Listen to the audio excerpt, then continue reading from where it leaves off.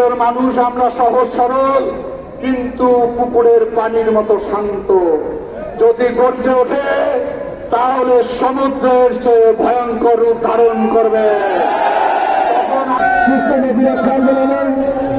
কথা শুনতেছেন না, আপনি নিচে নেবেন না।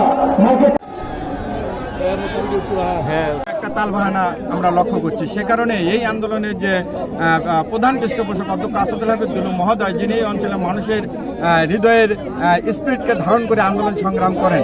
এই তিস্তাপাড়ার মানুষ আপনাকে দেখেছেন, কিছুদিন আগে বন্যা হয়েছে, বন্যায় কিন্তু আবার এই তিস্তাপাড়ার মানুষ বন্যার পানিতে তলিয়ে গিয়েছিল। আমরা চাই সরকার যে প্রতিশ্রুতি দিয়েছে সেই প্রতিশ্রুতি তারা রক্ষা করবে এবং জানুয়ারির মধ্যেই এই তিস্তার মেগা প্রকল্প বাস্তবায়নের কাজ শুরু করবে, এটাই আমাদের প্রত্যাশা।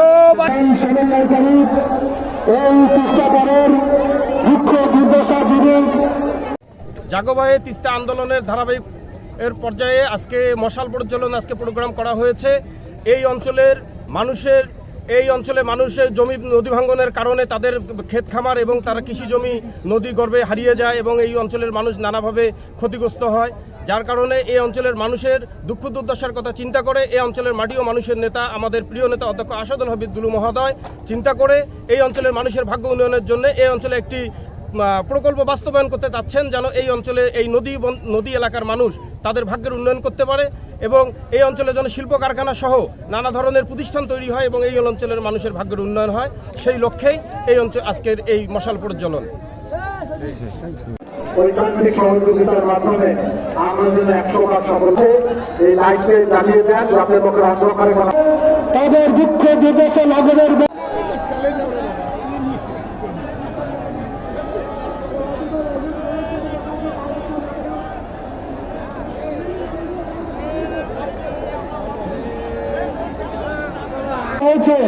সেই তিস্তাপাড়ের দুটি বাঁচানোর তিস্তা বাংলাদেশের সমস্যা, এটি জাতীয় সমস্যা। বেশি ক্ষতিগ্রস্ত জেলা হচ্ছে আমাদের নীলফামারী, রংপুর, লালমনিরহাট, কুড়িগ্রাম এবং গাইবান্ধা। সেই 130 কিলোমিটার বিস্তৃত এই নদী আমাদের 5 জেলার বুক চিরিয়ে গেছে। এই তিস্তা একসময় আমাদের মায়ের মতো ছিল। তিস্তা পারে সমৃদ্ধ অঞ্চল ছিল এক সময়। সেই তিস্তা এখন আমাদের দুঃখের কারণ হিসেবে দেখা দিয়েছে। এই তিস্তা যখন পানি থাকে না, শুকনো মৌসুমে শুধু ধুধু বালুচ মহাপরিকল্পনা নিয়ে যারাই ষড়যন্ত্র করবে তারা দেশের শত্রু, গণশত্রু, তিস্তা পারের শত্রু তারা। সুতরাং আমরা মনে করি কোন বিদেশি টাকার প্রলোভনে আপনারা এত বড় স্বার্থের বিপক্ষে অবস্থান গ্রহণ করবেন না। আমরা কর্মসূচি শান্তিপূর্ণভাবে দিয়ে যাচ্ছি, আমরা দিয়ে যাব শান্তিপূর্ণভাবে। আমরা আবারও কর্মসূচি ঘোষণা করব। আমরা আগামী দিনে গোটা রংপুরকে আমরা স্তব্ধ ঘোষণা করব। সেখানে দোকানপাট, গাড়ি ঘোড়া, স্কুল কলেজ যে যেখানে থাকবেন সবকিছু বন্ধ থাকবে। তারপরে যদি দাবি আদায় না হয় তাহলে রংপুরকে আমার রংপুরকে অচল করে দিতে বাধ্য হব।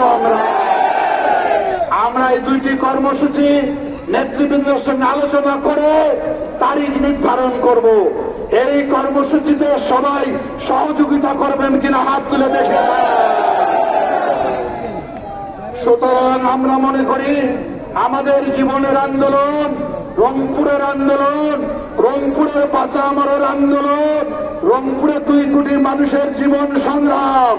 এই সরকারকে বলবো সামনে নির্বাচন ফেব্রুয়ারি মাসে নির্বাচন হলে আপনারা বলছেন 26-এর 1 জানুয়ারি কাজ শুরু করবেন।